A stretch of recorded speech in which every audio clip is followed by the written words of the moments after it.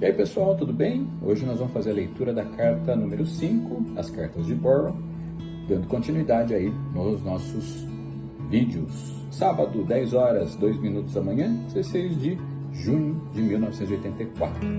Caro Bonte, como está meu filho mais novo favorito? Estou sentado aqui esperando o telefone tocar, decidi começar a escrever. Então vamos seguir em frente. Hoje vamos começar a falar sobre o assunto de como ganhar dinheiro. Normalmente, quando alguém me pergunta qual é o segredo número 1 para ganhar dinheiro, eu digo que a pessoa deve se envolver naquilo que mais a entusiasma. Este é um bom conselho. Dinheiro, na minha opinião, especialmente muito dinheiro, na maioria das vezes, é um subproduto do entusiasmo. Se uma pessoa, secretamente em seu coração, quer ser arquiteto, ela não deveria entrar no ramo de vender imóveis. Por exemplo, apenas porque ouviu dizer que é ali que está o dinheiro.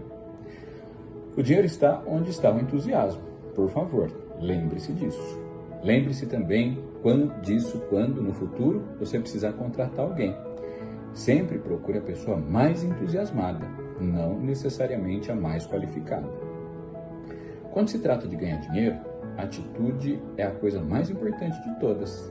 É por isso que você é tão apreciado na Advance Management. Você tem exatamente o tipo de atitude que o empregador esperto procura. Então lembre-se de tudo isso e, quando chegar a sua vez de contratar alguém. Normalmente, quando eu discuto ganhar dinheiro com alguém, passo muito mais tempo falando sobre atitude porque isso é muito importante. Mas você já tem uma ótima atitude, então vou deixar qualquer discussão adicional para mais tarde. Além disso, você já parece ter um talento natural e entusiasmo pelo marketing direto. Então vou prosseguir diretamente para essa área. Agora, preste atenção. A primeira coisa que você deve compreender é que precisa se tornar um estudante de mercados. Não de produtos, não de técnicas, não de copyright.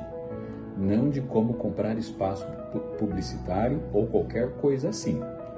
Claro, todas essas coisas são importantes e você deve aprendê-las, mas a primeira e mais importante coisa que você deve aprender é o que as pessoas querem comprar. E é fácil. Veja, a maneira de deduzir o que as pessoas querem comprar é simplesmente observar o que elas de fato compram. É simples assim, mas tome cuidado. Você quer saber o que as pessoas realmente compram? Não o que elas dizem que compram. Aqui está a história verdadeira. Certa vez, uma empresa de cerveja fez uma pesquisa para descobrir quais os produtos que os clientes preferiam. E sabe o que aconteceu? Para surpresa deles, descobriram que 80% das pessoas pesquisadas preferiam a cerveja premium em vez da cerveja comum. Por que ficaram surpresos? A resposta é fácil. Os números de vendas estavam mostrando que a maioria das pessoas comprava a cerveja comum e não a premium. Mas o que está acontecendo aqui? Bem, em primeiro lugar, isso é muito comum. As pessoas pesquisadas estavam tentando dar a resposta certa, e então marcaram como resposta a cerveja que achavam que deveriam beber. Isso acontece o tempo todo. Mas tenha pena de qualquer pobre tolo que decida entrar no negócio de cervejaria baseado nesse tipo de informação de marketing equivocada. Aqui está um outro exemplo de como as pessoas lutam para dar a resposta certa. Quantas pessoas você conhece que leem o National Enquirer? Não muitas, certo? Quase todo mundo com quem converso critica o Enquirer, até aqui em Boston. Mas adivinhe só, o National Enquirer é o jornal mais vendido do mundo e de longe. E ainda assim ninguém o lê, pelo menos não aqui na Terra. Devem ser todos aqueles marcianos. O que as pessoas leem? Aposto que se você fizesse uma pesquisa, descobriria que o livro mais lido de todos é a Bíblia. Isso simplesmente não é verdade. Quase ninguém, percentualmente falando, realmente leu a Bíblia. Muitas pessoas possuem uma Bíblia, muitas pessoas exibem suas Bíblias, Algumas pessoas juram sobre uma Bíblia, mas pouquíssimas pessoas realmente leram a Bíblia. E quem pode culpá-las? A Bíblia é repetitiva, difícil de ler e grande parte dela é mortalmente entediante? Mesmo assim, as pessoas se sentem culpadas e, em sua tentativa de dar a resposta certa, dirão e muitas vezes se convencerão de que a Bíblia é seu material de leitura favorito. Quer saber uma estatística que algumas pessoas consideram nauseante? Aqui está. Mais pessoas leem o National Enquirer em uma única semana do que todas as pessoas que já leram a Bíblia nos últimos 2000 anos. Desculpe, mas é assim que é. E se você quiser ser um grande profissional de marketing, precisa saber como as coisas realmente são. Como elas realmente são, não como as pessoas ou você gostariam que fossem ou pensam que são. Não, você deve se tornar um estudante da realidade. Como você descobre o que as pessoas realmente compram? E, mais especificamente, como descobrir o que elas compram através da resposta direta? O SRDS Direct Mailing List Book. O que você deve fazer então é ir até a seção Consumers Lists, lista de consumidores, e começar a ler. Será uma verdadeira aventura. Você deve prestar atenção especial aos números envolvidos e às descrições das listas. Vamos ver se encontra um exemplo. Aqui estão alguns que parecem muito interessantes na seção 561, que é a classificação para investidores. Compradores de diamantes e rubis. Descrição: consultores de investimento, corretores, negociantes e indivíduos que compraram diamantes e rubis. Valor médio de venda, $5.000. Quantidade, 3.979. Uau! Vamos pensar nisso por um minuto. Aqui estão quase 4.000 pessoas que, de acordo com essa informação, gastaram em média $5.000 para comprar diamantes e rubis. Vamos ver isso mais detalhado. $5.000 cada vezes 4.000 compradores resulta em $20 milhões. Pense nisso. O que mais eles provavelmente comprariam? Talvez mais do mesmo? Isso geralmente é uma boa aposta. Talvez, provavelmente, eles seriam receptivos a uma nova oferta quente de diamantes? Aqui vai outro. Compradores interessados em diamantes. Descrição: pessoas que compraram ou perguntaram sobre comprar diamantes. 60% compradores. Valor médio de venda, $5.000. Preste atenção especial ao valor médio de venda. Quanto maior, melhor. Quantidade, 52.000. Vamos fazer as contas neste. 52.000 vezes 60% compradores igual a 31.200 compradores reais. E 31.200 compradores reais vezes $5.000 gastos por cada resulta em $156 milhões. Caramba! Números como esses fazem sua glândula da ganância funcionar, não é? Bom, mais tarde eu continuo. Te amo e boa sorte, pai. Pós-escrito. Acredite ou não, eu não sabia dessas listas acima até agora. Eu realmente as encontrei totalmente por acaso. Não é algo curioso? E assim a gente finaliza a leitura dessa carta bacana aí do Gary para o filho. E vamos agora para o resumo gerado aqui pelo nosso estudo guiado. Até mais. O material que temos para nossa análise profunda de hoje é francamente um soco no estômago. Com certeza.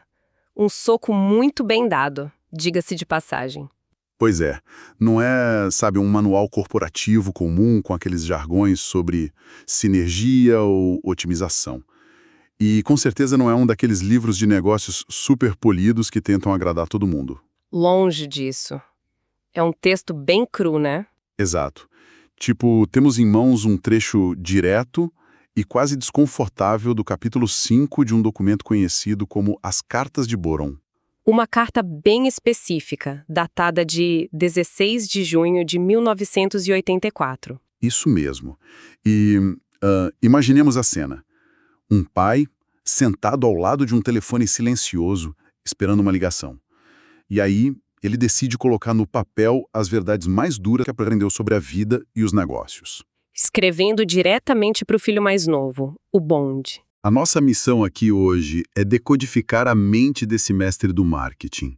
A gente quer entender como ele ensina a ganhar dinheiro de verdade. Que é o que interessa no fim das contas. Com certeza. E o detalhe que prende a atenção logo de cara é que essas lições, elas não começam com planilhas de fluxo de caixa, nem com aquelas teorias econômicas complexas. Elas começam rasgando o verniz da sociedade. Exatamente. É uma análise profunda da psicologia humana. É sobre o que as pessoas realmente fazem de portas fechadas, com o próprio dinheiro, e não o que elas dizem que fazem só para parecerem bem na foto. Essa honestidade brutal é o que transforma esse texto num documento atemporal. O tom dessa carta, sabe, prepara o terreno para a gente questionar absolutamente tudo que achamos que sabemos sobre o comportamento de consumo. E sobre a nossa própria natureza também. Sim, numa escala muito mais profunda, o autor não tem paciência nenhuma para teorias de sala de aula ou para aquele mundo ideal que não existe. Ele quer a realidade nua e crua. Fatos que geram resultados concretos. E o impacto de ler isso hoje é que essa análise serve como uma lente nova. Quem acompanha a nossa discussão vai passar a enxergar qualquer transação comercial por um ângulo completamente diferente. Qualquer anúncio, qualquer interação do dia a dia. É um mergulho total nas engrenagens ocultas da motivação humana. Eu tô bem preparada para destrinchar isso. Eu também estou super focado nisso. E a quebra de expectativas já acontece no primeiro conselho que ele dá. Logo no começo da carta. O pai vai direto ao ponto sobre esse tópico de como ganhar dinheiro. Se a gente perguntar isso para a maioria dos consultores hoje em dia, a resposta padrão seria tipo algo sobre investir em fundos de índice. Ou comprar imóveis, entrar no mercado de tecnologia. Exato, encontrar uma falha no mercado. Mas a resposta dele para o filho é incrivelmente simples. Ele diz: envolva-se naquilo que mais gera entusiasmo em você. É um conselho que parece quase clichê até a gente ver a aplicação prática que ele dá. Pois é, ele usa um exemplo super prático na carta. Ele diz que se o grande sonho de alguém, lá no fundo da alma, é ser arquiteto, não faz o menor sentido essa pessoa ir vender imóveis apenas porque ouviu uma conversa de que é lá que está o dinheiro. A pessoa vai ser miserável fazendo isso. Segundo o texto, o dinheiro segue o entusiasmo. Ele trata a recompensa financeira quase como um subproduto dessa energia genuína. O que é fascinante aqui é como ele inverte a lógica tradicional do mercado de trabalho. Como assim? A maioria das pessoas escolhe a carreira pelo potencial financeiro primeiro. Elas ficam esperando que a paixão venha depois, ou que pelo menos dê para tolerar o dia a dia, sabe? Pagar as contas no fim do mês. Só que o autor entende uma mecânica fundamental do sucesso a longo prazo, que é a resistência. Qualquer negócio ou qualquer projeto vai ter momentos de puro caos e dificuldade. Sem dúvida. Se não houver um entusiasmo visceral pelo que se faz, a pessoa simplesmente desiste. O dinheiro não sustenta a resiliência por si só. E ele leva essa regra tão a sério que aplica isso diretamente na filosofia de contratação dele. É verdade, tem a parte da contratação. Ele aconselha o filho de que quando for montar uma equipe no futuro, a regra de ouro é ignorar o currículo perfeito e buscar a pessoa mais entusiasta da sala. A atitude supera a qualificação técnica de longe. De longe! Mas espera aí, me deixa bancar o advogado do diabo por um segundo. Num mundo super competitivo como o nosso, só a atitude paga os boletos. É uma ótima pergunta. Porque, imaginemos uma startup de tecnologia ou até uma sala de cirurgia hoje em dia. Dá para contratar alguém só porque a pessoa tem brilho nos olhos e simplesmente ignorar a falta de habilidade técnica. Parece um conselho meio romântico, né? Ainda mais vindo de um cara tão pragmático no resto da carta. Exatamente o que eu pensei. Mas isso levanta uma questão super importante. Parece um paradoxo, mas faz todo sentido prático se a gente pensar na balança do custo de treinamento versus o custo de motivação. Custo de motivação? O argumento dele não é contratar alguém incompetente de propósito. A grande sacada é que uma habilidade técnica como operar um software novo ou preencher um relatório complexo pode ser ensinada a quase qualquer pessoa em questão de meses. A parte mecânica do trabalho. Isso. Agora, a atitude e a fome de fazer acontecer, isso não se ensina em treinamento corporativo nenhum. A pessoa já vem de fábrica com esse motor interno ou não vem. Faz sentido. No mundo das startups que você mencionou agora há pouco, isso é ainda mais verdadeiro hoje. Contrata-se pelo perfil comportamental e treina-se a técnica. A tecnologia muda a cada 6 meses, mas a capacidade de adaptação entusiasmada é o que salva a empresa. Certo, vamos desvendar isso, porque a carta dá uma guinada muito interessante logo depois desse ponto. Uma guinada bem brusca. Sim. O pai passa alguns parágrafos elogiando a atitude do próprio filho, dizendo que o bonde já tem essa energia boa, que as pessoas no trabalho adoram isso nele, mas de repente ele puxa o freio de mão. Ele corta o assunto de vez. Ele encerra o tema do entusiasmo ali mesmo e avisa que vai pular direto para o maquinário pesado do marketing direto. É uma transição rápida demais, porque ele sai do lado motivacional tão rápido para mergulhar nas estratégias agressivas de venda. Ele faz isso porque identifica que o alicerce já está pronto. Ele não precisa ficar pregando para o próprio coro. O filho já tem a atitude. O filho já tem a mentalidade correta. E o pai, sendo o estrategista brilhante que é, sabe que entusiasmo sem direção é apenas energia desperdiçada.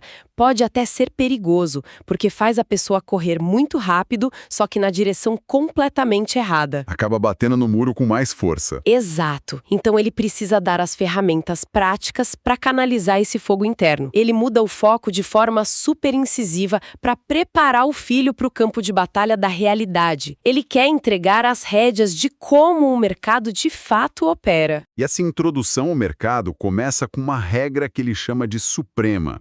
Ele é categórico ao dizer algo como: não seja um estudante de produtos, não seja um estudante de técnicas, nem mesmo de copywriting. E copywriting era a especialidade dele.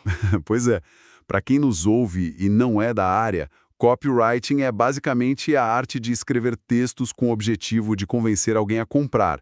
É aquela redação publicitária focada totalmente em conversão. Textos que vendem. O autor até admite que essas coisas são importantes, claro, mas ele diz que o verdadeiro segredo, a missão principal para ganhar muito dinheiro é tornar-se um estudante de mercados. Essa é a chave de ouro. É descobrir o que as pessoas estão desesperadas para comprar. E o alerta vermelho que ele dá é muito claro. Olhe para o que as pessoas fazem e não para o que elas dizem. E aqui é onde a coisa fica realmente interessante.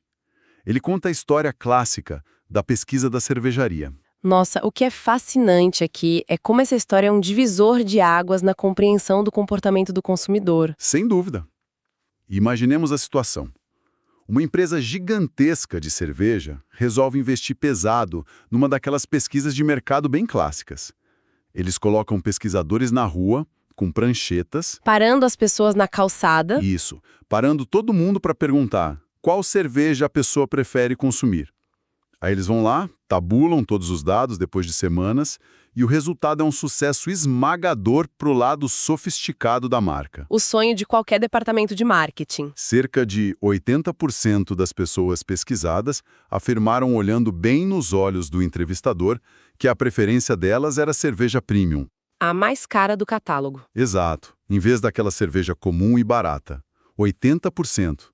Dá para imaginar os executivos estourando champanhe com um número desses nas mãos? Nossa, deveriam mesmo.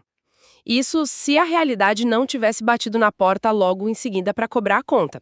A teoria dos 80% era maravilhosa, mas a prática foi devastadora. Porque quando eles cruzaram esses 80% de preferência declarada com os números reais de vendas lá na ponta, A matemática simplesmente não batia de jeito nenhum. o dinheiro que entrava no caixa mostrava uma história completamente oposta. Quase todo mundo comprava a cerveja comum. A cerveja mais barata era o que de fato esvaziava as prateleiras dos supermercados. As pessoas falavam uma coisa e faziam outra. A pesquisa dizia uma coisa super polida, mas o balcão do bar contava a verdade inconveniente. Se conectarmos isso com o quadro geral, a análise psicológica por trás dessa mentira em massa é o verdadeiro coração dessa carta. Porque 80% de uma amostra mentiriam sobre algo tão banal quanto a sua marca favorita de cerveja. É só cerveja, afinal. Sim, mas a resposta está na pressão invisível da desejabilidade social. Quando uma pessoa está ali de pé diante de um pesquisador com uma prancheta na mão, ela não está apenas respondendo a uma pergunta objetiva. Ela está projetando a imagem de quem ela gostaria de ser. Ela quer parecer refinada. Bem-sucedida, alguém que aprecia a qualidade e tem bom gosto. Então, ela dá a resposta que soa mais adequada para a sociedade. Aquela resposta de, claro que eu bebo a cerveja premium. Para não parecer mão de vaca ou sem classe. Exatamente. O autor da carta usa esse caso para emitir um alerta quase fúnebre para os empreendedores. Ele avisa que basear decisões de negócios no que as pessoas afirmam querer, por meio de pesquisas de opinião, é caminhar direto para o abismo. É assinar a própria falência. Tomar decisões sem validar o comportamento real com dinheiro trocando de mãos é um erro fatal. Pense nas assinaturas que as pessoas pagam hoje em dia. É a mesma síndrome da cerveja premium. Quantas pessoas assinam um aplicativo de meditação caríssimo ou de documentários cult só para sentirem que são produtivas e intelectualmente elevadas? Muitas. A gaveta de aplicativos do celular está cheia de boas intenções. Mas, na hora H, essas mesmas pessoas passam 3 horas por noite rolando o feed de fofoca nas redes sociais. Elas dizem que querem cultura, mas consomem distração barata. E o pai do bonde explora exatamente esse ponto com um exemplo ainda mais ácido. Aquele exemplo do jornal. Ele faz a comparação extrema entre o tabloide sensacionalista National Enquirer e a Bíblia. E essa é uma justa posição simplesmente perfeita para expor a hipocrisia das pesquisas de mercado. Ele diz o seguinte na carta: vá para a rua e pergunte quem leu o National Enquirer. Para quem não conhece, é aquele jornal focado em fofocas de celebridades, escândalos absurdos. Manchetes bem apelativas. Muito. E se perguntarem por aí, absolutamente ninguém admite ler. Todo mundo critica, torce o nariz, diz que aquilo é um lixo puro.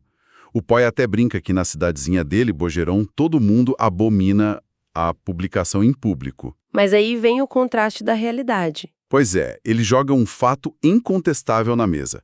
O Enquirer é o jornal mais vendido do mundo. Ele chega a ironizar dizendo que, já que nenhum ser humano na Terra lê o bendito jornal, os marcianos devem estar aterrissando e comprando todas as cópias nas bancas. É a prova irrefutável de que as pessoas consomem vorazmente no escuro aquilo que repudiam à luz do dia. O desejo de não parecer fútil gera essa mentira coletiva gigante. E é muito importante notar que o autor não está fazendo um julgamento moral sobre o consumo de fofoca. Não tem julgamento. Zero. Ele está apenas catalogando isso como um fato empírico incontestável. As pessoas são assim e ponto. E ele não para por aí. Ele vira a moeda e vai direto no intocável. Ele questiona qual é o livro que as pessoas mais afirmam ler nas pesquisas. E a resposta é sempre a Bíblia. O oposto do tabloide de fofoca. Sim. E ele diz, olhe em volta. Muitas pessoas têm uma Bíblia em casa, muitas a exibem com maior orgulho na sala de estar, colocam a mão sobre ela em tribunais, mas ler, sentar e ler as páginas de verdade, quase ninguém. É um enfeite moral. E a honestidade dele aqui é brutal. Ele diz que as pessoas não leem porque, na verdade, grandes porções do livro podem ser repetitivas e até impediantes para o leitor comum. É uma leitura densa. Mas, esmagadas pela pressão cultural e religiosa de dar a resposta correta, essas mesmas pessoas vão jurar em qualquer pesquisa que é a sua leitura favorita e diária. O contraste que ele cria para o filho é brilhante. Ele pega o objeto de maior reverência social, a Bíblia, e o contrapõe ao objeto de maior repulsa intelectual, o tabloide. Os dois extremos da régua. E com isso ele quebra completamente a ilusão de que o mercado funciona à base das boas intenções declaradas. O que nos leva àquela que ele mesmo classifica como uma estatística nauseante.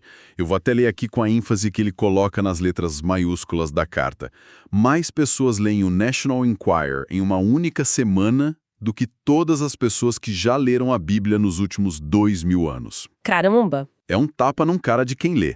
É para chocar o filho e chocar nós que estamos acompanhando o texto décadas depois. Esse choque tem um propósito muito claro, né? O conceito fundamental que está sendo transmitido aqui é o imperativo absoluto de se tornar um estudante da realidade. Para ter sucesso em qualquer área que dependa de prever o comportamento de massas, é preciso ver as coisas como elas realmente são. Não como a gente queria que fosse. Exato. O grande problema de muitos profissionais é que eles criam produtos para o mundo em que gostariam de viver. Um mundo totalmente lógico, onde as pessoas compram a cerveja premium, comem salada e leem filosofia grega. A realidade não tem nada a ver com isso. A realidade é muito mais caótica, ela é cheia de falhas e dominada pelo impulso. O profissional de sucesso aprende a arrancar esses disfarces sociais.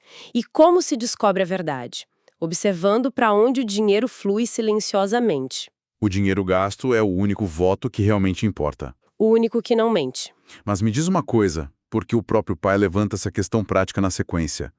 Se a gente vive nessa matrix de mentiras sociais, se nós não podemos confiar nas respostas de uma pesquisa, como é que o Bond, lá no ano de 84, ia descobrir o que as pessoas realmente compram? Não tinha Google para pesquisar as tendências. Não tinha. A solução que ele entrega é um catálogo gigantesco chamado SRDS Direct Mail List Book.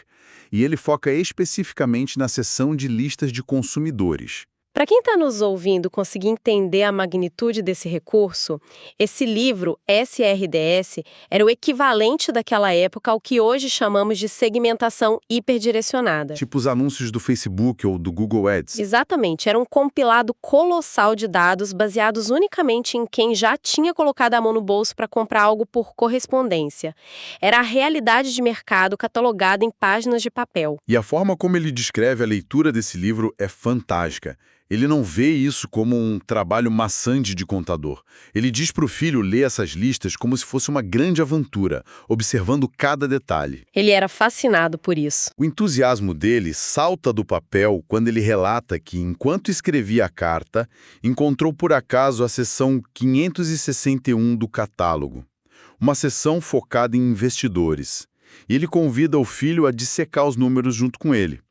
O primeiro grupo que ele encontra é uma lista de compradores de diamantes e rubis, e ele ressalta bem forte, pessoas que efetivamente compraram. Pessoas que abriram a carteira. São 3.979 pessoas. Mas o detalhe de ouro que ele observa não é a quantidade de pessoas, e sim o valor médio de cada venda, que era de impressionantes $5.000. Muito dinheiro para a época. Muito dinheiro hoje também. O pai faz as contas básicas na hora. Quase 4.000 pessoas vezes $5.000. Isso dá quase $20 milhões circulando num segmento super específico que ele achou virando a página de um livro. É um mapeamento puro das minas de ouro. Ele tira aquela teoria da cerveja premium lá do campo abstrato e a substitui pela matemática inegável do dinheiro real trocando de mãos. E fica ainda mais insano. Logo em seguida, ele acha a segunda lista. Dessa vez, o título é Compradores e Interessados em Diamantes. A lista total tem 52.000 pessoas. Uma base bem maior. O catálogo informa que 60% dessas pessoas são compradores reais. Ele faz a matemática para o filho novamente. 60% de 52.000 são 31.200 pessoas que compraram de fato. E aí multiplica isso pelos mesmos $5.000 de valor médio. O resultado é simplesmente assombroso. 156 milhões de dólares, em 1984. Dá para sentir a adrenalina dele transbordando nas palavras, mas bancando o cético de novo aqui. Então, o que tudo isso significa na prática? Por que jogar todos esses milhões na cabeça de um jovem que está apenas começando? Qual é a lição por trás dos números, né? Focar tanto no que as pessoas já compraram no passado não seria um risco para a inovação? Se o Steve Jobs olhasse apenas para os dados de vendas de teclados físicos em 2006, ele faria um celular com botões melhores e não um iPhone? Como esse conselho se sustenta no quadro geral? É uma provocação excelente. A distinção que precisa ser feita aqui é entre inventar um novo meio de consumo e atender a um desejo que já é inerente ao ser humano. O pai não está dizendo para o filho inventar a nova televisão. Ele não está pedindo para o filho ser um inventor. Ele está ensinando a vender o que a audiência já provou que deseja compulsivamente. A lógica de focar em compradores passados é porque o comportamento passado é o melhor, se não o único preditor confiável do comportamento futuro. O que uma pessoa que acabou de gastar $5.000 em rubis por correspondência vai fazer amanhã? Ela vai querer comprar mais pedras preciosas. O desejo J está validado pela carteira dela. O caso do iPhone que você citou inovou a ferramenta, claro. Mas o desejo subjacente por status, por conveniência e por conexão já era massivamente validado por dados empíricos muito antes dele existir. Ele quer que o filho pegue a onda que já está formada no oceano, em vez de tentar criar água no meio do deserto. Exatamente. É por isso que ele usa o termo genial de que olhar para esses números altos de valor médio de venda faz a glândula da ganância começar a funcionar. Ele quer que o filho calibre os instintos mais básicos. O faro pro negócio. Quando o valor médio de venda é alto e você tem dezenas de milhares de nomes de pessoas que já demonstraram o comportamento real de gastar aquele dinheiro, o risco desaparece. A pessoa tem um mercado faminto, provado empiricamente, totalmente livre daquelas ilusões das pesquisas de intenção. É impressionante como a sabedoria contida numa máquina de escrever há tantas décadas se aplica perfeitamente a cada clique, a cada funil de vendas e a cada algoritmo dos dias de hoje. É atemporal. Para quem acompanha a nossa análise de hoje, os pilares que extraímos desse documento são transformadores para qualquer tomada de decisão. Primeiro, que ignorar a sua bússola de entusiasmo é um péssimo negócio, porque é a atitude incansável que supera qualquer currículo impecável. A atitude é um motor. Segundo, a lição inesquecível da cerveja e do tabloide. Ignorem solenemente o que as pessoas dizem em pesquisas ou postam nas redes sociais. A distância entre a intenção declarada e a carteira aberta é o abismo onde muitos negócios quebram diariamente. É onde as empresas morrem. O segredo é tornar-se um estudante obstinado da realidade nua e crua. Encontre os dados empíricos, siga o rastro do dinheiro que já mudou de mãos e respeite o comportamento humano em toda a sua falha e complexidade. E, para finalizarmos essa nossa conversa, eu gostaria de deixar um pensamento provocativo para cada pessoa que está nos escutando agora, para que possam mastigar essas ideias e observar o próprio ambiente amanhã. O que você tem em mente? Nós vimos claramente como a pressão social cria a ilusão da cerveja premium e a mentira sobre a leitura da Bíblia escondendo o consumo real de fofocas. A grande pergunta que eu deixo é se o ser humano, na sua essência, constrói mentiras sobre decisões tão minúsculas e cotidianas apenas para sustentar uma máscara social, qual é o impacto disso nas grandes estruturas ao nosso redor? Caramba, isso vai longe. Quantas políticas de recursos humanos nas grandes empresas, quantas diretrizes corporativas de bilhões de dólares, ou até mesmo os algoritmos que decidem o que consumimos online todos os dias, não estão sendo otimizados por uma versão premium da humanidade que, na verdade, não existe. Uma humanidade que a gente idealiza. Enquanto os relatórios bonitos e cheios de gráficos são aplaudidos de pé em salas de reunião luxuosas, é a cerveja comum da realidade silenciosa, impulsionada por instintos básicos que ninguém admite ter, que continua girando o eixo do mundo. O convite que fica para nossa audiência é começar a olhar por trás do pano. Da próxima vez que observar uma tendência de mercado ou o comportamento das pessoas à sua volta, pergunte a si mesmo: eu estou olhando para a cerveja que eles dizem preferir ou estou prestando atenção no que eles estão realmente bebendo quando ninguém está olhando?